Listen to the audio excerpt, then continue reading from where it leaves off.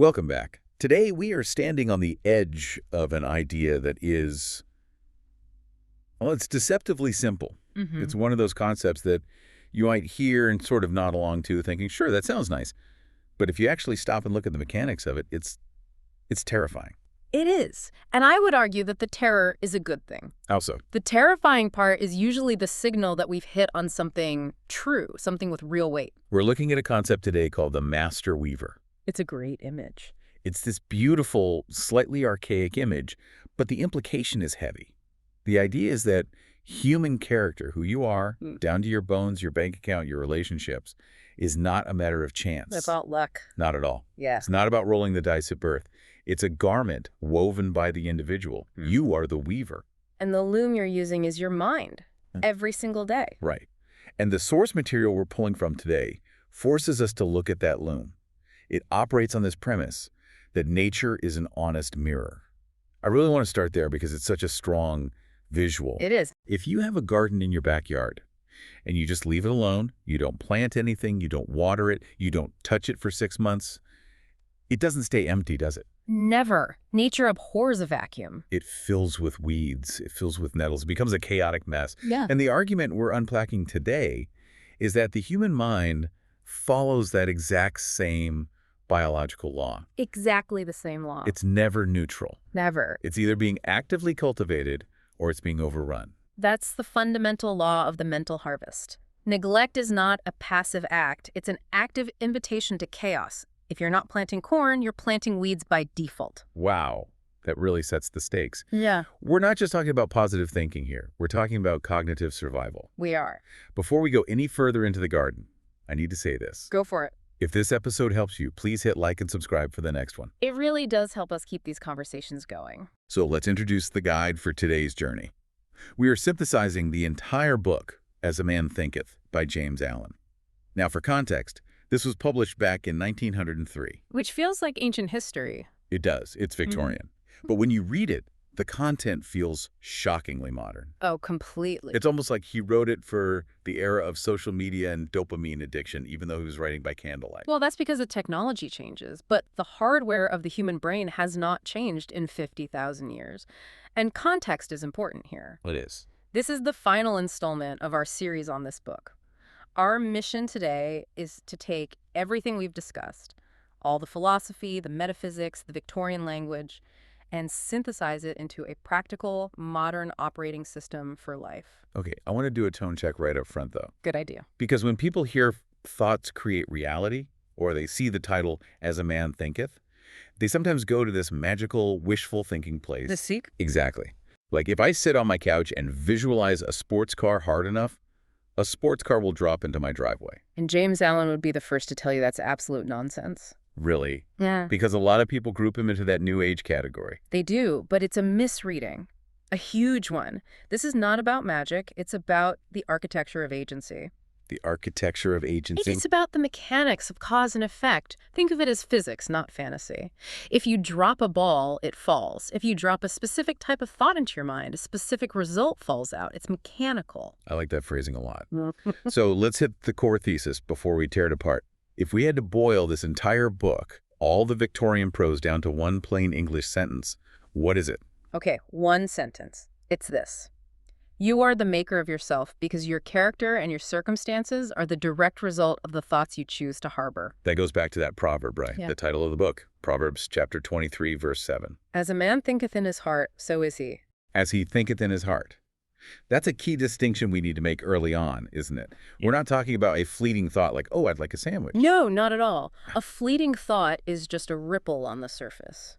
Allen is talking about the thought in the heart, the deep stuff, the beliefs you hold about yourself when no one else is looking. That's what shapes you. So let's unpack the framework, because Allen doesn't just toss this out as a nice motivational poster quote. He builds a logical chain of causality. It's almost like a flowchart or an algorithm. It really is. How does an invisible, weightless thought, something that has no mass, become a physical reality like a bank balance or a divorce decree? He breaks it down into 3 distinct steps. It's a progression. Step first, thought shapes character. Okay. Step next, character shapes habits. And step next, habits shape outcomes. Okay, let's slow down and look at step first. Thought shapes character. This sounds a bit abstract. How does a thought become character? Alan uses the most important metaphor in the book here. He describes thoughts as seeds. Yes. Imagine your subconscious mind is a patch of incredibly fertile soil, dark, rich soil. Got it. You drop a seed into it, let's say a seed of resentment. My boss doesn't respect me. You think it once. Nothing happens. Right. You don't see anything, it's hidden, but it doesn't vanish. It sinks into the subconscious, it begins to germinate, it draws nutrients from your emotions. It's rooting. Exactly. And this connects directly to the Stoic philosophy we've discussed before. Marcus Aurelius used a very similar image. What did he say? He said that the soul becomes dyed with the color of its thoughts. That is a visceral image. It's not just a seed, it's a dye. Think of dipping a white cloth into a vat of red dye. If you dip it once, it's pink.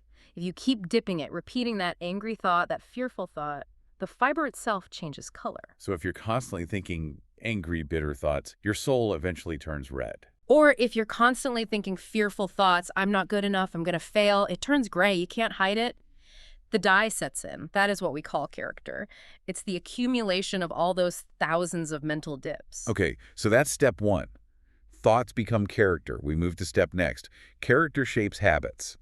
This is where the rubber meets the road, right? Because character is internal, but habits are visible. Alan calls this process crystallization. Crystallization. It's such a precise word. Like high school chemistry. Exactly. Think about sugar dissolving in warm water. It's invisible. But as the water cools, as the conditions change, the sugar hardens. It crystallizes into a solid structure. Okay. Alan argues that pure thoughts crystallize into habits of grace and kindliness. And on the flip side, the bad stuff. Lazy thoughts, cynical thoughts, they crystallize into habits of weakness, dishonesty, and procrastination. This is where I want to bring in the modern science, because Alan was writing this in 1903, long before fMRI machines. Yeah. But what he's describing is essentially neuroplasticity, isn't it? It is perfectly aligned with modern neuroscience.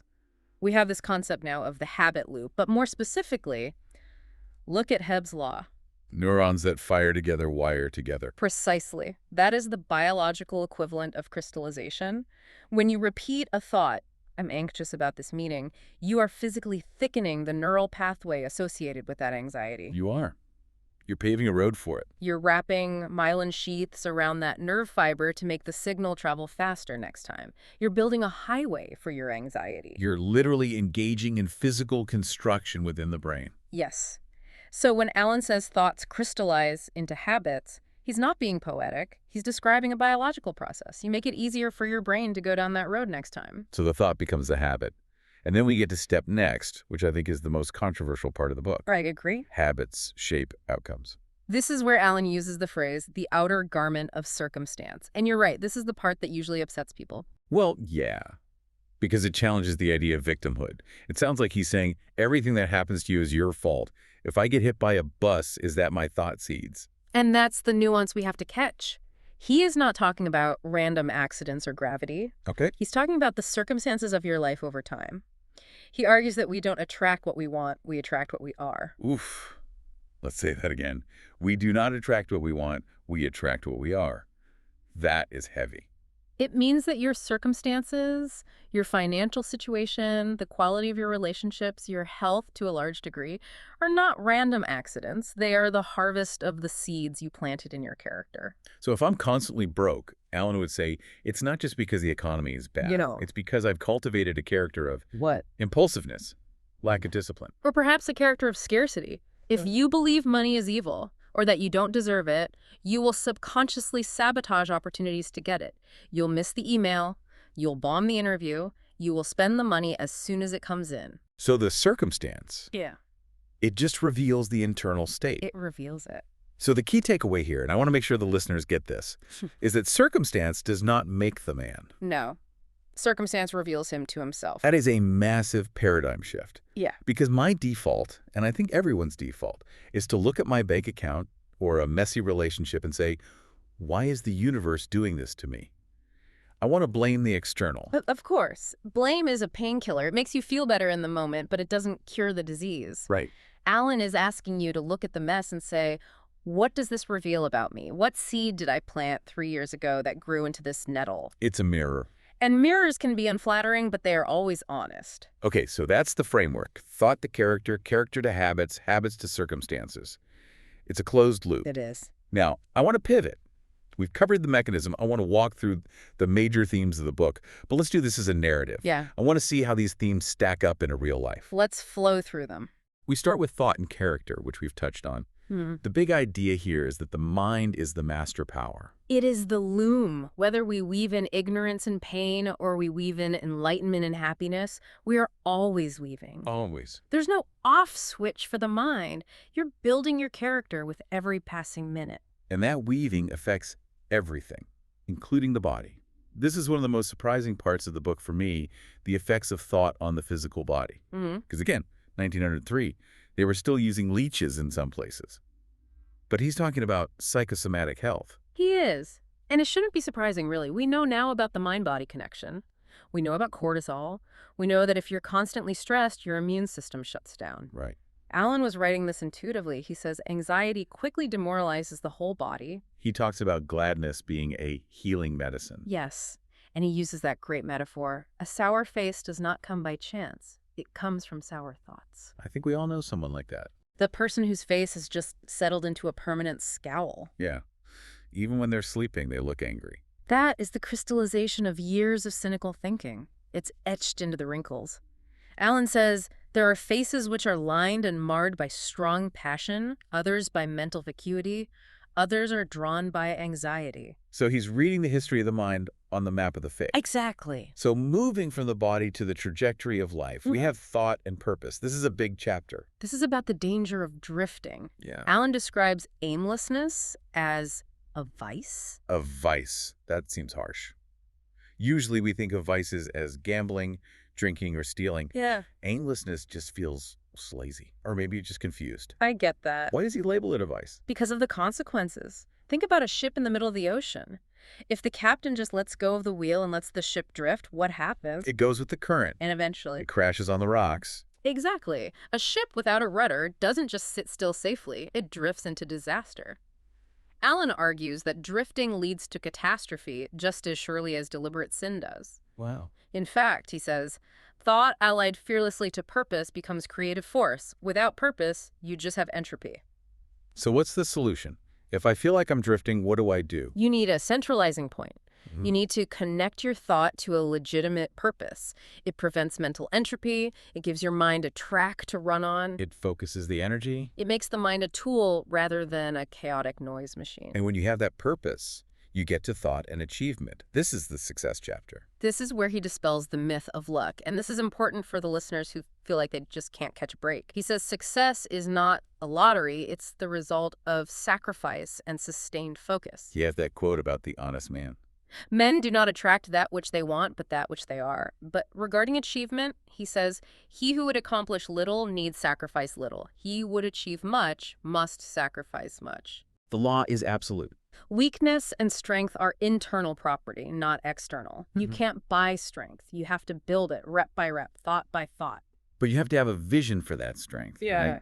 That leads us to visions and ideals. The dreamers are the saviors of the world. That's one of my favorite lines in the whole book. It feels so optimistic compared to the weeds and nettles talk. It is beautiful. Yeah. But he makes a crucial distinction here between an idle wish and a vision. What's the difference? Because they sound similar. An idle wish is, I hope I win the lottery so I can quit my job. It's passive. It relies on external chance. Right. A vision is the waking angel inside you. It's a prophecy of what you will one day become because you are actively working toward it. It's the blueprint versus the lottery ticket. Exactly. And when you follow that blueprint day in and day out, ignoring the weeds, pulling the nettles, where do you end up? You end up at serenity. The final chapter. The final lesson of culture. Calmness is power. He uses the metaphor of the pilot holding the helm of the ship. The storm is raging, the waves are crashing over the deck, everyone else is panicking, but the pilot is calm. Why? Because he knows the ocean. Because he knows how to steer, and more importantly, he knows he can trust himself to steer. That brings us back to the central metaphor of the book, the thought garden. The mind is never neutral. It is either cultivated or neglected. And here's the scary part we touched on at the beginning. Weeds grow by default. You don't have to plant weeds. No, you just have to do nothing. And finally, harvesting the garden. The law of the harvest. You can't sow nettles and reap corn. The harvest is simply the result of seeds planted seasons ago. This connects to the meaning of life in the greater world. It does. Transitioning from victimhood to responsibility gives life meaning. When you stop blaming the weather for your harvest and start looking at your seeds, you enter the greater world. What does he mean by that? The greater world? Yeah. It's the state of being where you're no longer a slave to external events. You become the master of your reaction to them. That's a lot to take in. It's a complete operating system. It really is. But here's the rub, and I'm going to play devil's advocate again here. How do we apply this without becoming totally obsessive? That's the key question. I mean, if every thought is a seed, am I supposed to be policing my mind 24/7? Don't think about a pink elephant. Don't think about a flat tire. That sounds exhausting. It leads to neurosis if you're not careful. You can become paralyzed, afraid to think of negative thoughts. Oh no, I just thought about getting sick. Now I'm going to manifest a flu. Exactly. That is not the goal. That's fear-based living. Alan wants you to live in power, not fear.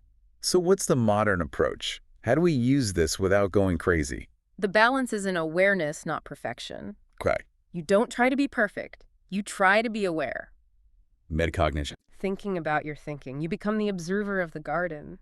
When you see a weed, a thought like, I am worthless, you don't scream at the soil. You don't panic. What do? You just notice it. You say, that's a weed. And then you gently pull it. We should use safe language here, too. We're not promising that if you think happy thoughts, you'll never get cancer or lose your job. No. Bad things happen. Storms happen to good gardens. Mm.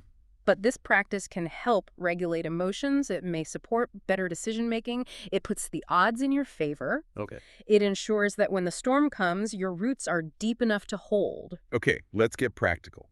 We promised a way to move from theory to action. We have a guided exercise we developed called the Weekly Mosaic Reset. This is a specific protocol. It's designed to take these high-level concepts, weeds, seeds, harvest, and put them into your calendar. I really want to break this down because people, myself included, often get stuck on the how. We understand the theory, but Monday morning rolls around and we just go back to autopilot. It happens to everyone. So let's walk through this as a workshop. Agreed. Step first. Choose one area. This sounds easy, but it's actually really hard. When I look at my life, I feel like everything needs a reset. I know that feeling. My diet is off, my budget is tight, my email is overflowing. How do I pick just one? That's the trap. If you try to fix the whole garden at once, you'll get overwhelmed and do nothing. You have to pick one corner, just one flower bed. So, prioritization. Yes. Select one area to refine this week. Maybe it's health, maybe it's finances, maybe it's a difficult relationship with a coworker. But you must commit to only one. Okay, let's say I pick time management. I feel like I never have enough time. That's my area. What's step next? Step next. Identify the dominant thought. This is the diagnostic phase. You have to look at that area of time management and ask, what is the weed growing here? Okay, so if I'm honest, my dominant thought is usually I'm swamped or I'm never going to catch up. Right. Those are the seeds you're planting every morning. I'm swamped. When you plant that seed, what happens? I feel frantic. You feel frantic. Your brain looks for evidence that you are swamped. And I find it everywhere. Exactly. You are literally cultivating a reality of being overwhelmed. So you've identified the weed. Okay, step next. Choose a cleaner thought. Now, this is tricky. You need to draft a new thought to rehearse. But, and this is critical, it must be true. It can't be a lie. So I can't just say, I have infinite time and I'm totally relaxed because my brain knows I have a deadline at 5 o'clock. Correct. If you try to plant a fake seed, your subconscious will reject it. It creates cognitive dissonance. You need a cleaner, truer thought. What would that look like for time management? Instead of I'm swamped, try I control my schedule, or I can focus on one thing at a time. I do one thing at a time. I like that. It feels manageable. It's not a lie. It is a seed of focus. Okay, so I have my thought. Step next. Choose one habit. You have to prove the thought is true. A thought without action is just a daydream. Right. You need to identify one physical action that aligns with the new thought. So if my thought is, I do one thing at a time, my habit can't be multitasking. Right. Your habit might be, I close all browser tabs except the one I'm working on, or I put my phone in the drawer for 60 minutes. That is concrete. It's small, but it's real. It anchors the thought in reality. Step next. Remove one contradiction. This feels like the part most people skip.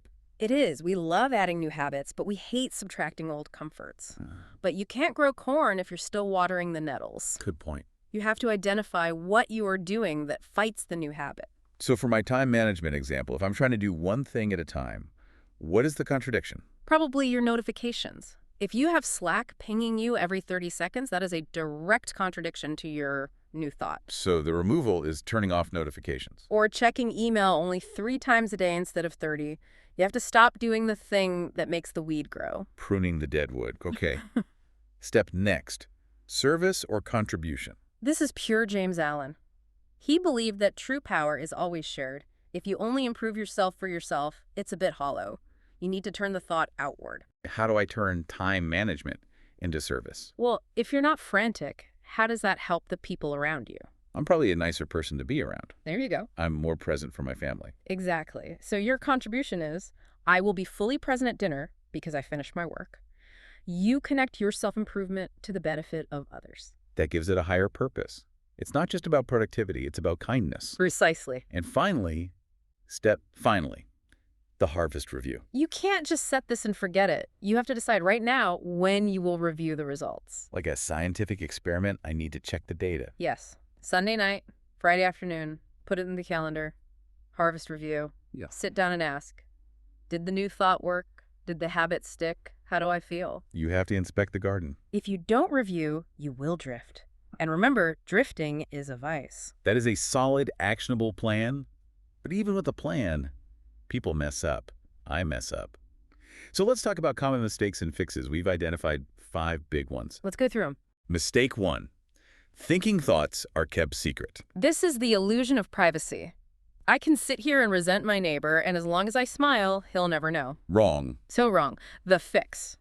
Realize thoughts rapidly crystallize into habits and micro-expressions. We are social animals. We read each other incredibly well. It leaks out. It leaks out in your tone, your posture, your energy. You cannot hide it.